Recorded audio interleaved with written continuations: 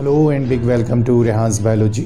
मैं हूं रेहान खान। स्वागत है आप सबका बीएससी पार्ट 1 के सेमेस्टर फर्स्ट के जूलॉजी थ्योरी पेपर में। जेनेटिक्स का पोर्शन एक काफ़ी बड़ा पार्ट है सिलेबस का। कई सारे यूनिट्स में आपको जो है वो जेनेटिक्स से रिलेटेड टॉपिक्स मिलेंगे। एक बहुत इंटरेस्टिंग टॉपिक इस साल सिलेबस में इंक्लूड किया गया है पेडिग्री एनालिसिस के नाम से। बीएससी के लेवल पर सिलेबस में ये टॉपिक पहले शामिल नहीं था। वैसे ये क्लास 12th में शामिल है सिलेबस में, और आपने इसको एनसीईआरटी अगर पढ़ी है तो क्लास 12th में आपने इसको पढ़ा हुआ है। पेडिग्री एनालिसिस काफ़ी सारे क्वेश्चंस इससे रिलेटेड आपको कॉम्पिटिटिव एग्ज़ाम में भी देखने को मिलेंगे। कई सारे स्टूडेंट के लिए ये बहुत एक ऐसा टॉपिक है जो अच्छी तरह समझ में नहीं आता है और काफ़ी सारा कन्फ्यूजन है। ख़ासतौर से अगर आपको जेनेटिक्स के बारे में बेसिक आइडिया नहीं है, ख़ासतौर से आपको मेंडल लॉज और उससे रिलेटेड कई सारी चीज़ों के बारे में अगर सही जानकारी नहीं है या पूरी जानकारी नहीं है तो आपके लिए इसमें दिक्कत हो सकती है। ख़ासतौर से हिंदी मीडियम के काफ़ी सारे स्टूडेंट ने कमेंट बॉक्स में आकर कमेंट किया था कि पेडिग्री एनालिसिस के बारे में हम एक वीडियो ज़रूर अपलोड करें, और स्पेशली हिंदी मीडियम के स्टूडेंट के लिए। तो आज हम इसी टॉपिक को अपने इस वीडियो में डिस्कस करेंगे। अगर आप आज पहली बार ये यूट्यूब चैनल देख रहे हैं प्लीज़ तो ज़रूर सब्सक्राइब कीजिए रेहान्स बायोलॉजी को। बीएससी पार्ट 1 के पार्ट 2 या पार्ट 3 के अगर आप स्टूडेंट हैं, जूलॉजी बॉटनी अगर आपके पास कॉम्बिनेशन सब्जेक्ट है तो आपके सब्जेक्ट से रिलेटेड बहुत सारे टॉपिक्स पर आपको कई सारे वीडियोस मिलेंगे इस चैनल पर। और अगर किसी पर्टिकुलर टॉपिक पर आप वीडियो देखना चाहते हैं तो ज़रूर हमें कमेंट बॉक्स में आकर कमेंट कीजिए। तो प्लीज़ सब्सक्राइब ज़रूर कीजिए, और वीडियो अच्छा लगे तो लाइक ज़रूर कीजिएगा और शेयर ज़रूर कीजिएगा। तो आइए शुरू करते हैं आज का वीडियो। जो हमारा आज टॉपिक है ये पेडिग्री एनालिसिस, वंशावली विश्लेषण हिंदी में कहते हैं। पेडिग्री जो एक शब्द है ये एक्चुअली फ्रेंच भाषा का एक शब्द है, और फ्रेंच भाषा में पेड्यूग्री एक शब्द है। पेड्यूग्री का मतलब होता है फ्रेंच भाषा में क्रेन्स फुट। क्रेन जो है वो बहुत पतली लंबी टांगों वाला एक पक्षी है, जिसको आमतौर पर हम सारस या राजहंस भी कहते हैं हिंदी भाषा में। तो फ्रांस में उस पक्षी की लंबी पतली टांगों के लिए जो शब्द इस्तेमाल किया जाता है उसी का एक अपभ्रंश है, उसी का एक करप्शन वर्ड है पेडिग्री। और ये वर्ड इसलिए बना है उस शब्द से क्योंकि इसमें जो हम पेडिग्री चार्ट बनाते हैं और उसमें जो लाइंस हम दिखाते हैं आपस में कनेक्ट करने के लिए, दो व्यक्तियों के संबंध को दिखाने के लिए, वो उसी तरह की पतली लाइंस होती हैं पेडिग्री चार्ट में, जैसा कि वो क्रेन्स फुट होता है, यानी कि सारस की लंबी पतली टांगें होती हैं। उससे सिमिलैरिटी की वजह से ये नाम लिया गया है या ये नाम रखा गया है। तो पेडिग्री एनालिसिस जो है वो एक्चुअली एक तरह का जेनेटिकल टूल है, एक आनुवांशिक साधन है जिसमें हम एक ख़ास तरह का अध्ययन करते हैं। क्या अध्ययन करते हैं, ये परिभाषा है आपके लिए। संबंधित व्यक्तियों की वंशावली में किसी विशेष आनुवांशिक रोग अथवा लक्षण की विभिन्न पीढ़ियों यानी कि जनरेशन्स में वंशागति का अध्ययन पेडिग्री एनालिसिस या वंशावली विश्लेषण कहलाता है। तो जो परिभाषा है उसके अनुसार अगर आप देखें सरल शब्दों में, सिंपलेस्ट वर्ड्स में, तो किसी विशेष परिवार या किसी विशेष वंश या एक बहुत छोटी सी कोई जनसंख्या है, उसमें जो व्यक्ति हैं और जो आपस में संबंधित हैं, उनके वंश में या उनके परिवार में या उस छोटी जनसंख्या में अगर कोई एक विशेष आनुवांशिक लक्षण है या कोई एक विशेष आनुवांशिक रोग है जो लगातार एक के बाद एक पीढ़ियों में आता जा रहा है, अगर हम उसका अध्ययन करते हैं और ये देखते हैं कि वो अलग अलग पीढ़ियों में किन व्यक्तियों को वो ये रोग हुआ है या अलग अलग व्यक्तियों में अलग अलग पीढ़ियों में किन व्यक्तियों में वो लक्षण पाया गया है, तो अगर हम इसका अध्ययन करते हैं तो ये पेडिग्री एनालिसिस है। ये पेडिग्री एनालिसिस जो है वो छोटी पॉपुलेशन यानी कि स्मॉल पॉपुलेशन, छोटी जनसंख्या के लिए निर्धारित किया गया था। इसको मनुष्यों में भी किया जा सकता है, जंतुओं में भी किया जा सकता है, और सबसे पहले आनुवांशिक रोगों के अध्ययन के लिए ही ये पेडिग्री एनालिसिस शुरू किया गया था। यूरोप में बहुत सारे शाही परिवार थे जिनमें कुछ आनुवांशिक रोग थे, उनके अध्ययन के लिए ख़ासतौर से हीमोफीलिया और कलर ब्लाइंडनेस, इस तरह के जो आनुवांशिक रोग थे, इनके अध्ययन के लिए पेडिग्री एनालिसिस जो था वो प्रारंभ किया गया था। तो परिभाषा से अगर आपको स्पष्ट हो गया हो, क्लियर हो गया हो, पता चल गया हो कि पेडिग्री एनालिसिस क्या होता है तो अच्छी बात है, अदरवाइज़ दोबारा समझिए बात को। पेडिग्री एनालिसिस का मतलब होता है किसी विशेष परिवार या वंश में किसी आनुवांशिक रोग या किसी आनुवांशिक लक्षण की वंशागति का, उसके इनहेरिटेंस का अध्ययन करना। वंशागति का मतलब एक से दूसरी पीढ़ियों में उस रोग का जाना। तो अगर एक रोग या एक लक्षण जो है वो लगातार एक के बाद एक पीढ़ियों में प्रकट हो रहा है, एक्सप्रेस हो रहा है, और आप इसका अगर अध्ययन करते हैं कई पीढ़ियों को देखकर, तो ये आप पेडिग्री एनालिसिस कर रहे हैं, आप वंशावली का विश्लेषण कर रहे हैं। और जब हम इसका एनालिसिस करते हैं तो एनालिसिस के लिए हम एक चार्ट, एक डायग्राम का इस्तेमाल करते हैं, उसको पेडिग्री चार्ट या फैमिली ट्री भी कहते हैं। एक विशेष लक्षण अथवा जीन वाले व्यक्तियों के फिनोटाइप को प्रदर्शित करने वाला डायग्राम पेडिग्री चार्ट कहलाता है या फैमिली ट्री भी कहलाता है। तो जब हम किसी आनुवांशिक रोग या लक्षण का अध्ययन करते हैं और हम ये दिखाना चाहते हैं एक डायग्राम के रूप में कि ये रोग अलग अलग पीढ़ियों में किस तरह पहुंचा है या किस व्यक्ति से आगे की पीढ़ियों में गया है, तो उसके लिए हम जिस डायग्राम का इस्तेमाल करते हैं उसको पेडिग्री चार्ट कहते हैं। और उस डायग्राम में हम जो संबंधित व्यक्ति हैं उनके फिनोटाइप को दिखाते हैं और उसके लिए ख़ास तरह के चिन्हों का इस्तेमाल करते हैं। किसी विशेष रोग या लक्षण से ग्रस्त वंश का प्रथम व्यक्ति प्रोबैंड कहलाता है तथा पेडिग्री इसी प्रोबैंड से प्रारंभ होती है। जब आप किसी विशेष परिवार या वंश में किसी आनुवांशिक रोग या लक्षण का अध्ययन शुरू करते हैं तो सबसे पहले जो व्यक्ति आपको ऐसा मिलता है जिसमें वो रोग या लक्षण देखा गया हो तो उसको प्रोबैंड कहेंगे, और उस वंशावली का, उस पेडिग्री की शुरुआत जो है उसी व्यक्ति से होगी। और वो पेडिग्री जहाँ से शुरू होगी जिस प्रोबैंड से, उसके बाद अगली कई सारी पीढ़ियों में जितना भी संभव हो उन पीढ़ियों का अध्ययन करना, वो चिन्हों के माध्यम से हम उनको दिखाते हैं। तो जो हम पेडिग्री चार्ट में या फैमिली ट्री में जिन चिन्हों का इस्तेमाल करते हैं वो अपने आप में फिक्स हैं। देखिए यहाँ पर जो आपको दिखाया जा रहा है, अगर हम एक स्क्वायर का या एक आयत का चिन्ह इस्तेमाल करते हैं तो ये पुरुष के लिए या मेल के लिए होगा। सर्किल का या वृत्त का चिन्ह इस्तेमाल करते हैं तो ये फीमेल या स्त्री के लिए होगा। अगर हम एक सर्किल और एक स्क्वायर को आपस में ऐसे एक लाइन से जोड़ देते हैं तो ये विवाहित पुरुष और स्त्री हैं, मैरिड कपल हैं। और ये लाइन जो है इसको संबंध रेखा या किसी भी तरह की आप मैरिज लाइन भी कह सकते हैं। तो ये संबंध रेखा या रिलेशन लाइन या मैरिज लाइन जो है वो अगर इस तरह से खींची गई है एक स्क्वायर और एक सर्किल के बीच में तो ये विवाहित महिला और पुरुष को दिखा रहा है। एक चीज़ यहाँ पर याद रखिएगा, जब आप पेडिग्री चार्ट बनाते हैं तो ज़्यादातर या सामान्य रूप से उसमें पुरुषों को या मेल को लेफ़्ट साइड पर रखते हैं और स्त्रियों को या फीमेल को राइट साइड पर रखते हैं। ये आपके सामने एक पेडिग्री चार्ट है, देखिए इसमें पुरुषों को यानी कि जो स्क्वायर से दिखाए जा रहे हैं उनको सब जगह लेफ़्ट हैंड साइड पे रखा गया है, और जो स्त्रियां हैं उनको सबको राइट साइड पे रखा गया है। तो ये एक फिक्स पैटर्न है, आप पेडिग्री चार्ट अगर बनाएंगे तो इसी तरह से इसको दिखाना है। अगर किसी आपको रोग से प्रभावित व्यक्ति को दिखाना है तो उसके लिए एक अलग तरह का सिंबल इस्तेमाल करेंगे। अगर कोई पुरुष है जो प्रभावित है यानी कि अफेक्टेड मेल है, उसके स्क्वायर को अगर आप डार्क कलर से दिखाते हैं तो ये उस विशेष रोग या लक्षण से ग्रस्त या प्रभावित व्यक्ति है जिसका हम अध्ययन कर रहे हैं। अगर किसी सर्किल को आपने हाफ कलर किया हुआ है यानी कि किसी वृत्त को आधा आपने गहरे रंग से दिखाया हुआ है तो ये किसी वाहक स्त्री को आप दिखा रहे हैं, कैरियर वुमेन को दिखा रहे हैं, यानी कि उस महिला में जीन तो हैं उस लक्षण के लिए लेकिन वो उस रोग से या उस लक्षण से प्रभावित नहीं है और उस रोग को या लक्षण को वो प्रकट नहीं करती है। यानी कि अगर वो किसी रोग के जीन है तो वो उस रोग के लक्षण नहीं दिखाती है, या किसी विशेष लक्षण के अगर वो जीन है तो वो लक्षण उसमें नहीं दिखता है, लेकिन वो जीन अगली पीढ़ियों में ट्रांसफ़र करेगी। तो इसलिए वो कैरियर या वाहक है और उसके सर्किल को हाफ कलर कर देते हैं या फिर उसके सर्किल के अंदर आप कैपिटल सी बना देते हैं, सी फॉर कैरियर, कैरियर मतलब वाहक। तो ये चिन्ह जो है आप इस तरह से इस्तेमाल करेंगे। अब ये एक आपके सामने पेडिग्री चार्ट है, एक फैमिली ट्री है।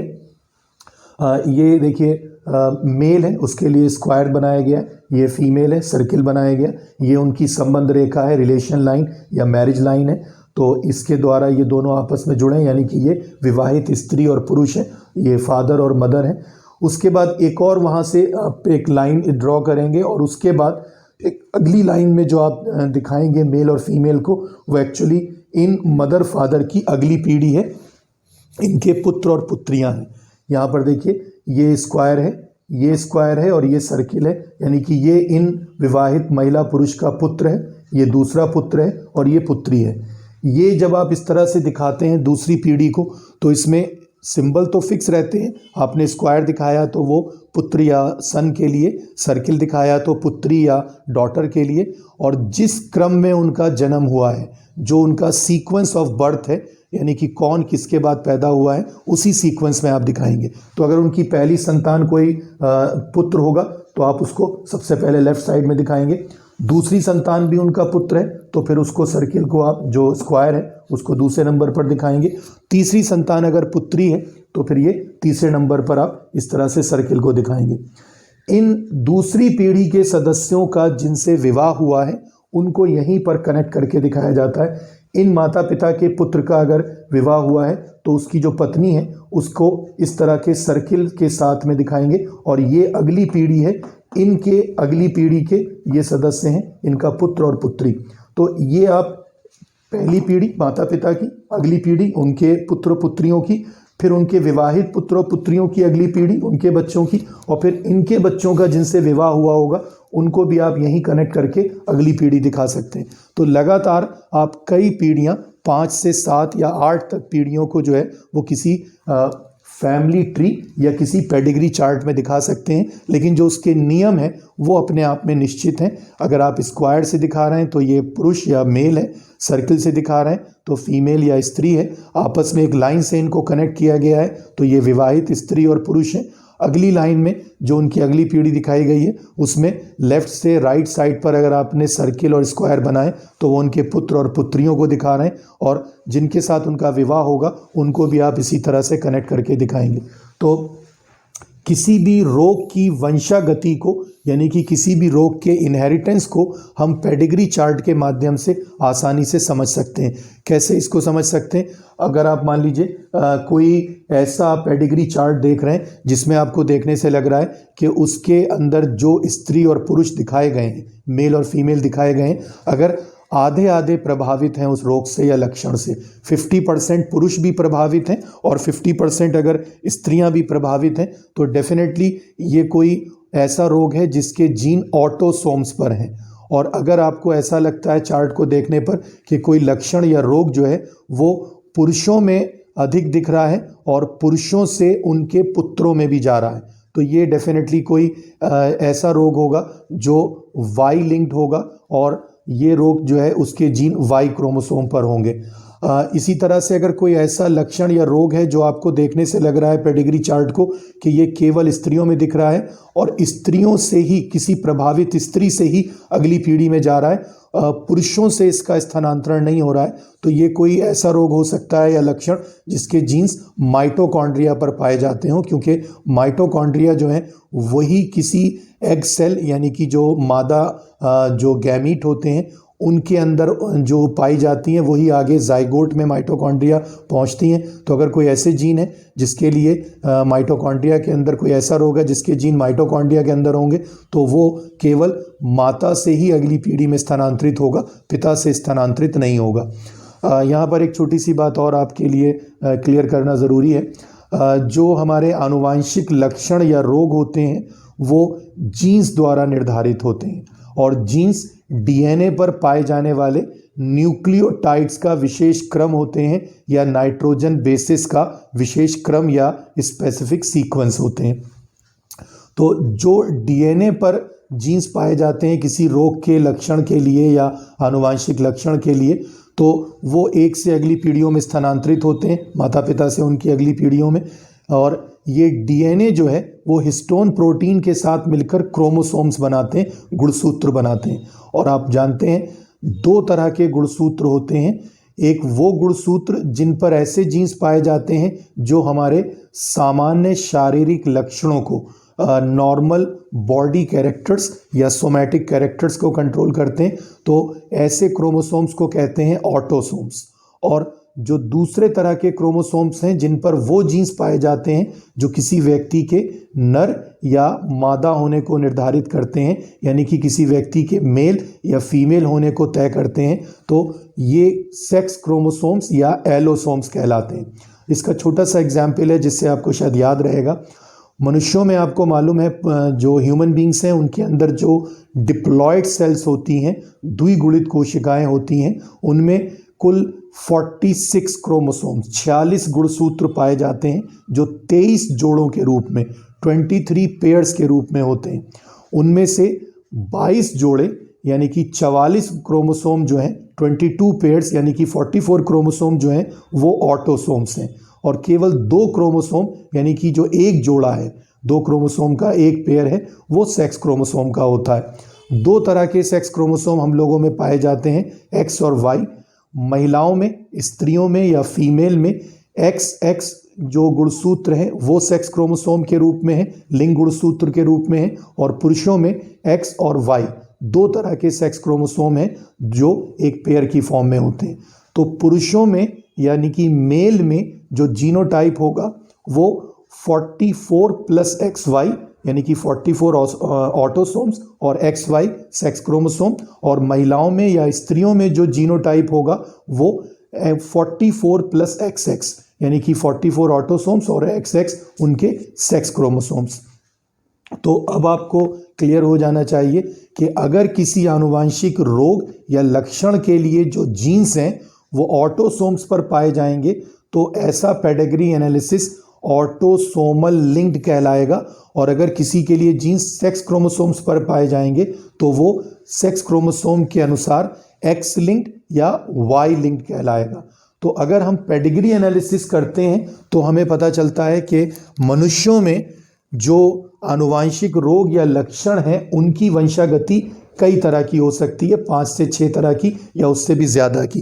तो जो आम तौर पर हमें पेडिग्री दिखती है, जो आम तौर पर हमें वंशावली दिखती है आनुवांशिक रोगों की या आनुवांशिक लक्षणों की, वो autosomal recessive, autosomal dominant, X linked recessive, X linked dominant, Y linked और माइटोकॉन्ड्रिया लिंक्ड हो सकती है। यानी कि कोई आनुवांशिक रोग जो है उसके जीन ऑटोसोम्स पर पाए जाते हैं तो वो ऑटोसोमल लिंक्ड होगा, यानी कि ऑटोसोमल रेसेसिव भी हो सकता है, ऑटोसोमल डोमिनेंट भी हो सकता है। और अगर उसके जीन जो हैं वो किसी सेक्स क्रोमोसोम पर पाए जाते हैं, मान लीजिए एक्स क्रोमोसोम पर, तो वो एक्स लिंक्ड रिसेसिव हो सकता है और एक्स लिंक्ड डोमिनेंट भी हो सकता है। और अगर उसके लक्षण के जीन्स वाई क्रोमोसोम पर पाए जाते हैं तो वो वाई लिंक्ड होगा, और अगर उसके जीन्स माइटोकॉन्ड्रिया में पाए जाने वाले डीएनए के अंदर पाए जाएंगे तो वो माइटोकॉन्ड्रिया लिंक्ड होगा।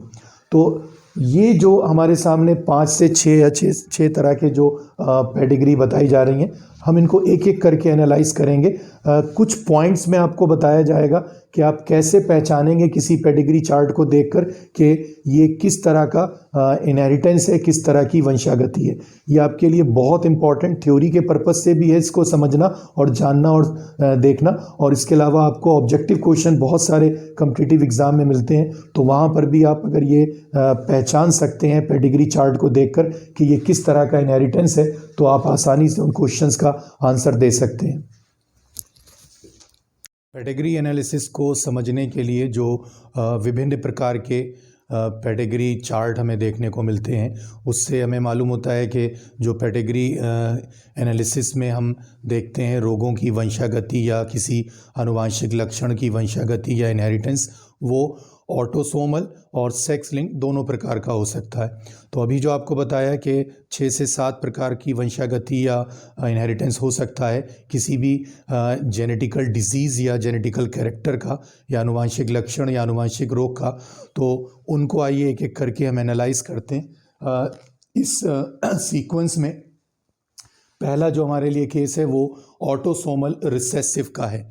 तो अगर कोई आनुवांशिक लक्षण या आनुवांशिक रोग, जेनेटिकल डिजीज़ या जेनेटिकल कैरेक्टर जो है वो ऑटोसोमल रिसेसिव है, यानी कि उससे संबंधित जीन्स किसी ऑटोसोम्स पर हैं और वो रिसेसिव जीन्स हैं। रिसेसिव जीन्स आप जानते हैं वो होते हैं जो जब तक होमोजाइगस अवस्था में नहीं आते हैं, यानी कि 2 समान जीन एक साथ नहीं आते हैं, तब तक वो अपने आप को प्रकट नहीं करते हैं, अपने आप को एक्सप्रेस नहीं करते हैं। तो अगर ऑटोसोम्स पर कोई जीन है और वो केवल होमोजाइगस अवस्था में स्वयं को प्रकट करते हैं, यानी कि अपने आप को एक्सप्रेस करते हैं, तो माना जाएगा कि वो ऑटोसोमल रिसेसिव जीन है। तो अगर हमें एक पेडिग्री चार्ट दिखाई दे और हम उसमें देखते हैं इनहेरिटेंस हो रहा है, तो हमें कैसे पता चलेगा कि वो ऑटोसोमल रिसेसिव है? उसके लिए कुछ पॉइंट आपके सामने हैं, इन्हीं पर आपको ध्यान देना है और उसी के बेस पर आप पेडिग्री चार्ट को पहचान सकते हैं। बेसिक आइडिया जो आपको बताया गया वो याद रखिएगा। स्क्वायर से हम मेल को या पुरुष को दिखा रहे हैं, सर्किल से हम स्त्री को या फीमेल को दिखा रहे हैं। जो लाइन उनको आपस में कनेक्ट कर रही है, जिसको रिलेशन लाइन या संबंध रेखा या मैरिज लाइन कहते हैं, उससे विवाहित स्त्री और पुरुष का पता चलता है। और उसके साथ में एक जो परपेंडिकुलर उनकी एक लाइन है, उसके साथ में जो आपको मेल फीमेल दिखाई दे रहे हैं, वो उन माता पिता की अगली पीढ़ी हैं, उनकी संतानें हैं। ये पुत्र है और ये पुत्रियां हैं। इस पुत्र का विवाह जिससे हुआ है, इस सन की मैरिज जिस फीमेल से हुई है, उसको कनेक्ट करके इस तरह दिखाया गया है। तो एक आपके सामने ये पेडिग्री चार्ट है और हम इन पॉइंट्स को अगर ध्यान दें तो इस पेडिग्री चार्ट को देखकर हम पहचान सकते हैं कि जिस जेनेटिकल डिजीज़ या जिस जेनेटिकल कैरेक्टर के इनहेरिटेंस के लिए पेडिग्री चार्ट बनाया गया है वो किस तरह का है। ऑटोसोमल रिसेसिव है, ऑटोसोमल डोमिनेंट है, एक्स लिंक्ड रिसेसिव है या वाई लिंक्ड है। तो अगर कोई डिजीज़ या कोई भी कैरेक्टर, कोई भी लक्षण या रोग ऑटोसोमल रिसेसिव होगा तो उसमें पहला पॉइंट याद रखिएगा, पुरुष और स्त्री में लक्षण समान रूप से प्रकट होगा यदि वो समयुग्मजी यानी कि होमोजाइगस हैं। तो अगर उस लक्षण या रोग के लिए कोई भी पुरुष या स्त्री यानी कि कोई मेल या फीमेल होमोजाइगस है, उसके अंदर उस लक्षण के 2 जीन्स पाए जाते हैं, तो उसमें वो लक्षण ज़रूर दिखाई देगा। एक तो बात ये, तो अगर कोई लक्षण दिख रहा है और वो ऑटोसोमल जीन्स के द्वारा निर्धारित हो रहा है, तो आप मान लीजिए कि वो होमोजाइगस मेल या फीमेल आप देख रहे हैं। इस पॉइंट के आधार पर केवल आप किसी लक्षण को नहीं तय कर सकते हैं कि वो ऑटोसोमल रिसेसिव है या ऑटोसोमल डोमिनेंट है। इसलिए अगला पॉइंट भी आपको देखना होगा, माता व पिता प्रभावित हों तो समस्त संतानें प्रभावित, यानी कि अगर मेल और फीमेल दोनों अफेक्टेड हैं किसी जेनेटिकल डिजीज़ या कैरेक्टर से, तो उनके सारे अगली पीढ़ी के सदस्य यानी कि उनके सारे चिल्ड्रन जो हैं, सारी संतानें वो प्रभावित होंगी। इस पेडिग्री चार्ट को आप देखिए, इसमें ये एक्चुअली 2 अलग अलग फैमिली के लिए पेडिग्री चार्ट है, क्योंकि उस फैमिली के 2 सदस्यों का विवाह हुआ है, इसलिए दोनों फैमिलीज आपस में कनेक्टेड हैं। तो इस फैमिली की फीमेल प्रभावित है किसी लक्षण से और इसका मेल जो है वो प्रभावित है। ये अफेक्टेड फीमेल है एक फैमिली की और ये दूसरी फैमिली का अफेक्टेड मेल है। इसकी दूसरी पीढ़ी पर ध्यान दीजिए, इसमें जो मेल है वो अफेक्टेड है और जो फीमेल है वो भी अफेक्टेड है। जिसको हमने कलर्ड बॉक्सेस से या सर्कल से दिखाया हुआ है वो अफेक्टेड है, यानी कि वो उस रोग या लक्षण को प्रकट करने वाले सदस्य हैं, यानी कि उनमें वो कैरेक्टर जो है वो एक्सप्रेस हुआ है। तो ये अफेक्टेड मेल है और इसका जिस स्त्री से विवाह हुआ है, जिस फीमेल से इसकी मैरिज हुई है, वो भी अफेक्टेड है। तो ये दोनों माता पिता अफेक्टेड हैं और इनकी देखिए अगली पीढ़ी में 2 संतानें हैं और वो दोनों भी अफेक्टेड हैं। तो ये पॉइंट आपका यहाँ पर क्लियर हो गया कि अगर माता पिता प्रभावित होंगे यानी कि अफेक्टेड होंगे तो उनकी समस्त संतानें भी प्रभावित होंगी, सारी, 50% नहीं, सारी। तो इनकी 2 ही संतानें हैं, दोनों प्रभावित हैं। माता पिता प्रभावित नहीं पर संतान प्रभावित, तो माता पिता विषम युग्मी यानी कि हेट्रोजाइगस होंगे। तो अगर आपको कहीं ऐसा देखने में मिल रहा है कि कोई मेल और फीमेल में तो कैरेक्टर नहीं दिख रहा है लेकिन उनकी अगली पीढ़ी में दिख रहा है, जैसे ये आपको दिखाई दे रहा है, ये नॉर्मल मेल है, फीमेल है, ये नॉर्मल मेल है, इनके अंदर कोई लक्षण नहीं है क्योंकि इनको हमने डार्क सर्किल से या डार्क स्क्वायर से नहीं दिखाया। लेकिन इनकी जो अगली जनरेशन है जिसमें एक पुत्र और 2 पुत्रियां हैं, एक सन है, 2 डॉटर हैं, उसमें से एक डॉटर अफेक्टेड है। तो जब मेल और फीमेल दोनों में यानी कि मदर में और फादर दोनों में कैरेक्टर ना हो लेकिन अगली पीढ़ी के किसी मेंबर में कैरेक्टर दिखाई दे, तो इसका मतलब ये दोनों जो थे वो हेट्रोजाइगस थे। मींस उनके अंदर उस कैरेक्टर का केवल एक जीन था और दोनों के जीन जब मिले तो अगली पीढ़ी में जिसके पास वो होमोजाइगस कंडीशन में जीन पहुंचे वो सदस्य जो है प्रभावित हो गया, वो जो उनकी संतान थी वो प्रभावित हो गई, वो उनका चाइल्ड जो था वो अफेक्टेड हो गया। तो आप कम से कम 2 पॉइंट पर ध्यान दीजिएगा कि अगर आपको कोई ऐसा पेडिग्री चार्ट दिख रहा है जिसमें जो मदर फादर हैं वो अफेक्टेड हैं और उनकी अगली पीढ़ी की सारी संतानें अफेक्टेड हैं, और अगर मदर फादर अफेक्टेड नहीं है फिर भी अगली पीढ़ी की संतानों में किसी में लक्षण दिख रहा है, तो डेफिनेटली ये कैरेक्टर ऑटोसोमल रिसेसिव होगा। और इस पेडिग्री चार्ट को देखकर ये आपको पॉइंट क्लियर हो गए होंगे।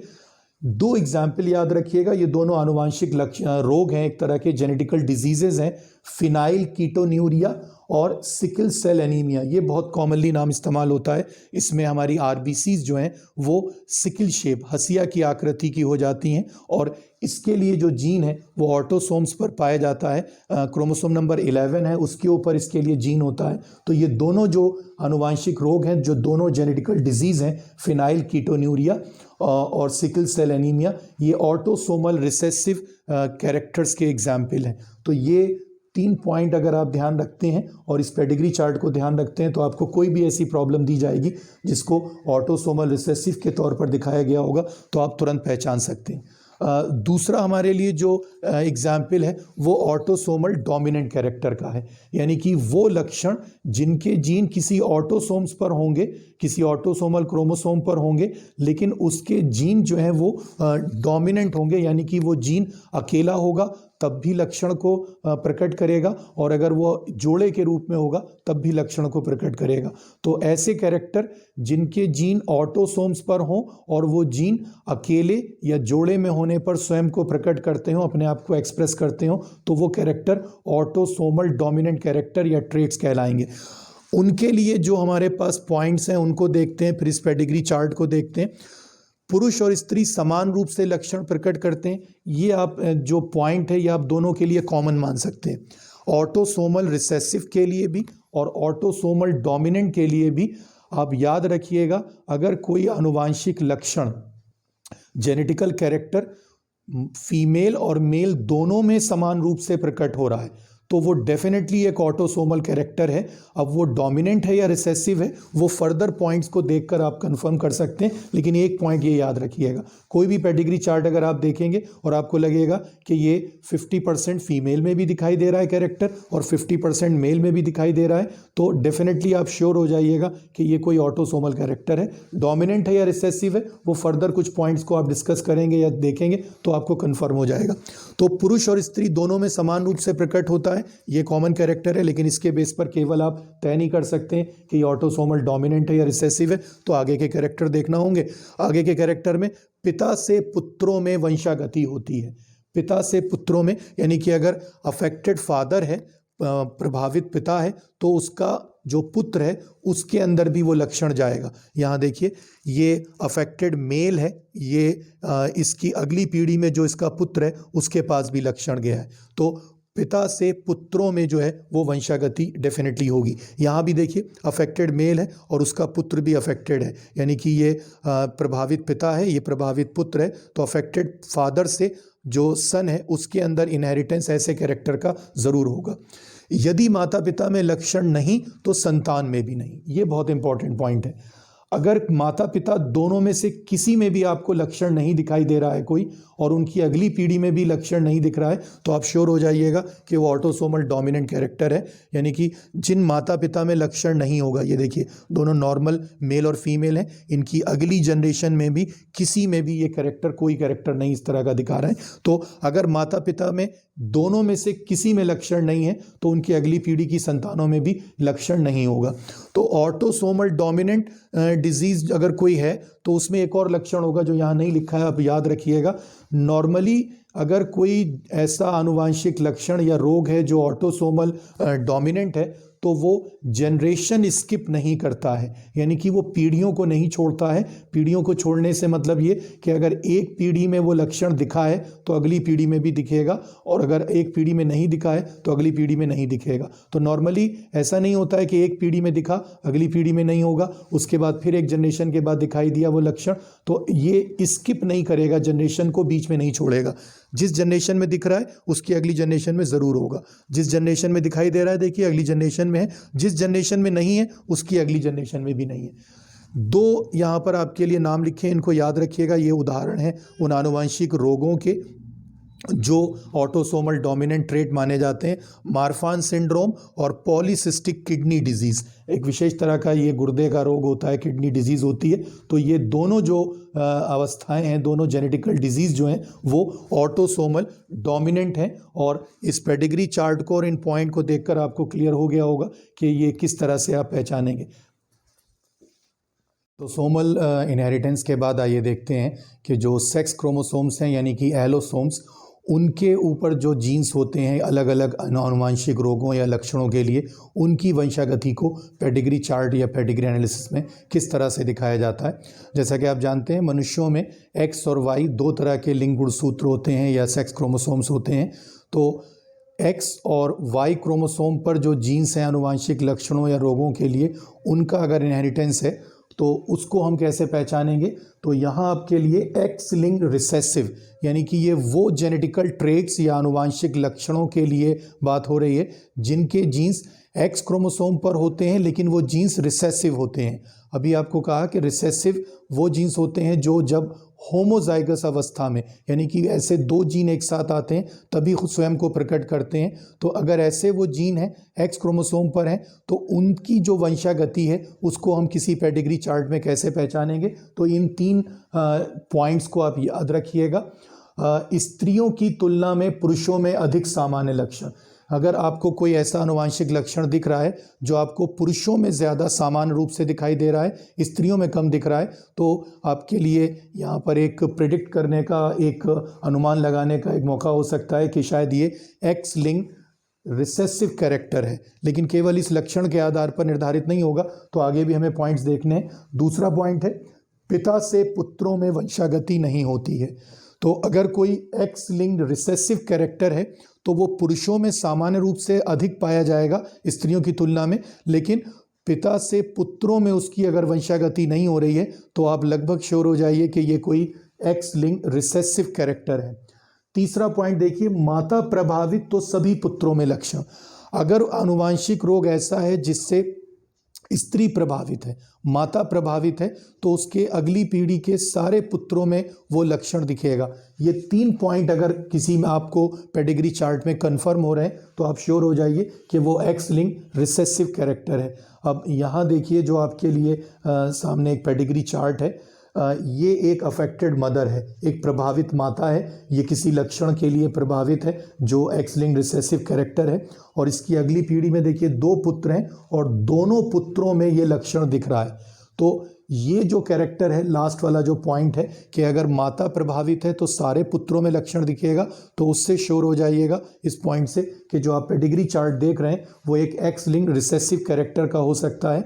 और जो इस तरह के आनुवांशिक रोग मनुष्यों में हैं जिनकी वंशागति एक्स लिंक्ड रिसेसिव के तौर पर होती है, उसमें हीमोफीलिया, जिसको ब्लीडर्स डिजीज़ भी कहते हैं, आप ऑलरेडी जानते हैं, ये एक ऐसा रोग है जिसमें किसी व्यक्ति को जब चोट लगती है तो उसमें लगातार उसके अंदर से ब्लीडिंग होती रहती है, रुधिर जो है वो प्रवाहित होता रहता है, खून बहता रहता है, उसकी वजह से डेथ हो सकती है। तो ये रोग और मस्कुलर डिस्ट्रॉफी, लगातार मसल्स का वीक हो जाना और उनका निष्क्रिय हो जाना, यानी कि वो कमज़ोर पड़ जाती हैं, काम करना बंद कर देती हैं, ख़ासतौर से हाथ पैरों की मसल्स, तो ये मस्कुलर डिस्ट्रॉफी, ये भी एक आनुवांशिक रोग है। ये दोनों रोग जो हैं वो एक्स लिंक्ड रिसेसिव कैरेक्टर का या एक्स लिंक्ड रिसेसिव ट्रेट का उदाहरण है। और जो आपके सामने पेडिग्री चार्ट है उसको देखिए तो आपको ये तीनों पॉइंट भी यहाँ पर क्लियर हो जाएंगे, और ऐसे पेडिग्री चार्ट को आप इन पॉइंट्स की हेल्प से आसानी से आइडेंटिफाई कर सकते हैं, पहचान सकते हैं। दूसरा आपके लिए एग्जाम्पल जो है वो एक्स लिंक्ड डोमिनेंट ट्रेट्स का है, यानी कि ऐसे लक्षण जिनके लिए जीन्स एक्स क्रोमोसोम पर तो पाए जाएंगे लेकिन वो जीन्स जो हैं वो डोमिनेंट है, प्रभावी जीन है, यानी कि वो जीन अगर अकेला होगा हेट्रोजाइगस कंडीशन में तब भी स्वयं को प्रकट करेगा, और अगर वो होमोजाइगस कंडीशन में होगा यानी कि वो दो जीन ऐसे अगर एक साथ होंगे तब भी स्वयं को प्रकट करेगा। तो अगर कोई ऐसा लक्षण है जो एक्स लिंक्ड डोमिनेंट जीन से निर्धारित हो रहा है, उसकी वंशागति ऐसे किसी जीन से हो रही है, तो उसके लिए जो पॉइंट है उनको ध्यान रखिएगा। जिन पुरुषों में लक्षण उनकी समस्त पुत्रियों में लक्षण। अगर आपको कोई ऐसा पेडिग्री चार्ट दिख रहा है जिसमें आपको ये देखने से पता चल रहा है कि एक प्रभावित पुरुष है, एक मेल है जो अफेक्टेड है, और उसकी अगली पीढ़ी में आप देखिए तो उसकी सारी पुत्रियों में 2 पुत्रियां हैं, दोनों प्रभावित हैं। तो अगर किसी पेडिग्री चार्ट में आपको ये पॉइंट दिखता है कि जो फादर है वो अफेक्टेड है और उसकी जो डॉटर हैं, जितनी भी डॉटर हैं वो सारी अफेक्टेड हैं, तो आप मान लीजिएगा कि वो एक्स लिंक डोमिनेंट ट्रेट होगा। लेकिन अभी कुछ और पॉइंट भी हैं, उनको भी अगर आप देखते हैं तो फिर ये कंफर्म हो जाएगा। दूसरा पॉइंट है पिता से पुत्रों में वंशागति नहीं। अगर कोई ऐसा लक्षण है जिसके लिए आपको प्रभावित पुरुष दिखाई दे रहा है, जो फादर है वो अफेक्टेड है, लेकिन उसकी अगली जनरेशन में जो उसके सन है, उसके पुत्र हैं, उनमें जो है वो लक्षण या वो कैरेक्टर आपको नहीं दिखाई दे रहा है, तो ये एक्स लिंक डोमिनेंट कैरेक्टर हो सकता है। यहाँ देखिए ये प्रभावित पुरुष है और इसकी अगली पीढ़ी में इसके जो 2 पुत्र हैं, दोनों में से किसी में वो लक्षण नहीं है, तो ये भी कंफर्म हो गया पॉइंट। तीसरा पॉइंट, पुत्रों में लक्षण तभी प्रकट यदि माता में लक्षण। तो अगर कोई अफेक्टेड सन आपको दिख रहा है तो आप श्योर हो जाइए कि उसकी जो मदर होगी वो डेफिनेटली अफेक्टेड होगी या एटलीस्ट कैरियर होगी। यहाँ देखिए ये प्रभावित पुत्र है, अफेक्टेड सन है, इसका फादर अफेक्टेड नहीं है लेकिन इसकी मदर अफेक्टेड है, और जिसको ये आपको पुत्र दिखाई दे रहा है या जो ये मेल आपको दिखाई दे रहा है अफेक्टेड, ये किसी दूसरे परिवार से आया है, तो डेफिनेटली इसकी मदर या तो अफेक्टेड होगी या कैरियर होगी। तो ये 3 पॉइंट याद रखिएगा। अगर किसी पेडिग्री चार्ट में आपको पुत्रों जो पुरुष है उनके लक्षण सीधे पुत्रियों में जाते दिख रहे हैं, उनकी सारी पुत्रियों में, और जो पुत्र है वो तभी प्रभावित दिख रहा है जब उसकी माता प्रभावित हो, तो आप श्योर हो जाइएगा ये कोई एक्स लिंक डोमिनेंट ट्रेट है। और ऐसे जो लक्षण या रोग हैं मनुष्यों में, उसमें ये एक बहुत कॉमन है, vitamin D resistant rickets. Rickets एक तरह का रोग है जिसमें विटामिन डी की कमी हो जाती है, हड्डियां बहुत मुलायम हो जाती हैं, बोन्स बहुत सॉफ्ट हो जाती हैं, और ये रोग जो है विटामिन डी की कमी से होता है। लेकिन इसका एक आनुवांशिक रूप भी होता है, जब विटामिन डी को जो है वो कोई जीन बनने नहीं देता है तो शरीर में, तो विटामिन डी रेसिस्टेंट रिकेट्स जो है वो एक एक्स लिंक डोमिनेंट ट्रेट है, और उसके पेडिग्री चार्ट को इन लक्षणों के आधार पर, इन बिंदुओं के आधार पर आप आसानी से पहचान सकते हैं। जैसा कि आप जानते हैं मनुष्यों में 2 प्रकार के सेक्स क्रोमोसोम होते हैं, एक्स और वाई क्रोमोसोम। तो एक्स क्रोमोसोम पर जिन आनुवांशिक लक्षणों या रोगों के लिए, जेनेटिकल डिजीजेस या कैरेक्टर्स के लिए जो जीन्स पाए जाते हैं, उनकी वंशागति कैसे होगी, उनकी पेडिग्री कैसे होगी, इसको हमने डिस्कस किया।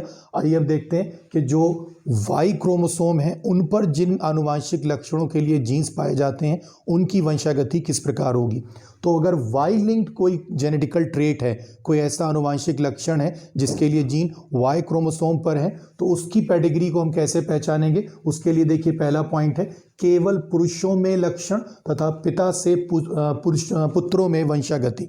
तो अगर आप कोई ऐसा पेडिग्री चार्ट देख रहे हैं जिसमें आपको पता चल रहा है, जैसे ये आपके सामने बहुत अच्छा एग्जाम्पल है, किसी भी फीमेल में आपको कोई कैरेक्टर नहीं दिख रहा है लेकिन जो मेल हैं वो अफेक्टेड दिख रहे हैं। तो अगर केवल पुरुष, केवल मेल अफेक्टेड दिखें, केवल पुरुष प्रभावित दिखें, तो आप जान लीजिए कि ये वायलेंट कैरेक्टर है। और दूसरी चीज़, जो प्रभावित पुरुष है उसके पुत्रों में उसकी वंशागति हो रही है। ये प्रभावित पुरुष है, इसके पुत्रों में वंशागति हुई, अफेक्टेड मेल है, कैरेक्टर ट्रांसफ़र हुआ उसके सन में। ये अफेक्टेड मेल है, इसके सन में कैरेक्टर ट्रांसफ़र हुआ, ये अफेक्टेड मेल है, इसके सन में कैरेक्टर ट्रांसफ़र हुआ। तो एक तो ये पॉइंट कि ये केवल पुरुषों में दिखेगा और पुरुषों से ही उनके पुत्रों में वंशागति होगी। दूसरी बात, यदि किसी पुरुष में लक्षण, तो उसके पिता, दादा व उसके स्वयं के पुत्रों व उनके पुत्रों में लक्षण हो सकता है। यानी कि अगर एक जनरेशन में आपको किसी मेल में ये कैरेक्टर दिखाई दे रहा है तो बहुत श्योरिटी है कि उस मेल के फादर में भी ये कैरेक्टर रहा होगा, और अगर फादर में नहीं हुआ तो एटलीस्ट उसके ग्रैंडफादर में, उसके दादा में ये कैरेक्टर ज़रूर होगा। और अगर वो खुद अफेक्टेड है तो या तो उसके सन में ये कैरेक्टर ज़रूर जाएगा, और अगर सन में नहीं गया तो उसके जो अगली जनरेशन होगी, उसके ग्रैंड चिल्ड्रन जो होंगे, उसके ग्रैंड सन में ये कैरेक्टर जा सकता है। किसी पीढ़ी में लक्षण अनुपस्थित रह सकते हैं, तो ये स्किप कर सकते हैं जनरेशन को ये लक्षण। यानी कि अगर आपको किसी एक पुरुष में ये लक्षण दिख रहे हैं तो हो सकता है उसकी अगली जनरेशन में किसी में ये लक्षण ना भी हो। जैसे देखिए ये अफेक्टेड मेल है और इसके सारे अगली पीढ़ी के सदस्य जो हैं, जो पुत्र हैं उनमें ये लक्षण दिख रहा है और उनकी अगली पीढ़ी में भी ये लक्षण दिख रहा है, लेकिन हो सकता है इन पुत्रों की जो अगली पीढ़ी हो उसमें ये लक्षण ना दिखे, लेकिन उनके जो पुत्र होंगे उनमें लक्षण हो सकता है। तो ये जनरेशन स्किप कर सकता है कैरेक्टर। तो आप 2 पॉइंट याद रखिएगा, ऐसे लक्षण जो केवल पुरुषों में दिखाई देते हों, स्त्रियों में ना हो, पुरुषों से उनके पुत्रों में जाते हों, सारे पुत्रों में कम से कम जाते हों, और अगर किसी प्रभावित पुरुष को आप देख रहे हैं, अफेक्टेड मेल को देख रहे हैं, तो डेफिनेटली उसके खुद के फादर या ग्रैंडफादर या उसके चिल्ड्रन या ग्रैंड चिल्ड्रन में, उसके सन या ग्रैंड सन में भी ये कैरेक्टर अगर है तो डेफिनेटली ये एक वाई लिंक कैरेक्टर है। और जो आपके लिए यहाँ पर एग्जाम्पल है, यहाँ एग्जाम्पल नहीं दिए गए तो आप एग्जाम्पल यहाँ पर कुछ नोट करिएगा। Hyper trichosis,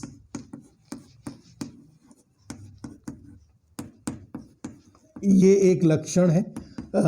access growth of hairs on ear lobe, जो कानों के ये लोब्स हैं, वाह्य कर्ण या हमारे एक्सटर्नल ईयर्स जो हैं, इनके मार्जिन्स पर बहुत बड़े बड़े अगर हेयर्स हैं किसी के अंदर और बहुत घने, तो ये कंडीशन हाइपर ट्राइकोसिस कहलाती है। और ये एक वाई लिंक कैरेक्टर है और ये एक जनरेशन को छोड़कर आपको दिख सकता है, जनरेशन को स्किप कर सकता है। तो ये जो पॉइंट्स हैं इनके बेस पर आप बहुत आसानी से पहचान सकते हैं कि कोई वाई लिंक जीन अगर है तो उसकी वंशागति या उसकी पेडिग्री किस तरह की होगी। तो ये पेडिग्री एनालिसिस जो है, इसका फ़ायदा क्या है, इसका सिग्निफिकेंस क्या है, what is the significance of pedigree chart and pedigree analysis.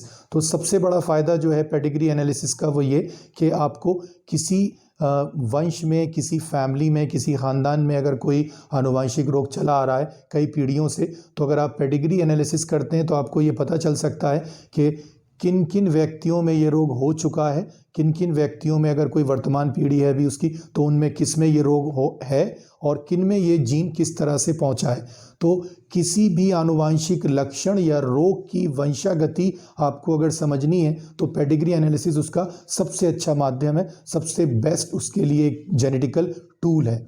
दूसरा सबसे इम्पॉर्टेंट जो आज के समय में बहुत इम्पॉर्टेंट एक इसका सिग्निफिकेंस है, अगर कोई 2 लोग आपस में विवाह करने के इच्छुक हैं और वो अपनी पेडिग्री एनालिसिस करवाते हैं तो उनको जो है ये एडवाइस दी जा सकती है पेडिग्री एनालिसिस के बेस पर कि उनकी फैमिली में अगर कोई ऐसा जेनेटिकल कैरेक्टर है जो लगातार कई पीढ़ियों से चल रहा है, तो उनकी अगली संतानों में वो कैरेक्टर आने की कितनी संभावना है ये प्रिडिक्ट किया जा सकता है, इसकी भविष्यवाणी की जा सकती है।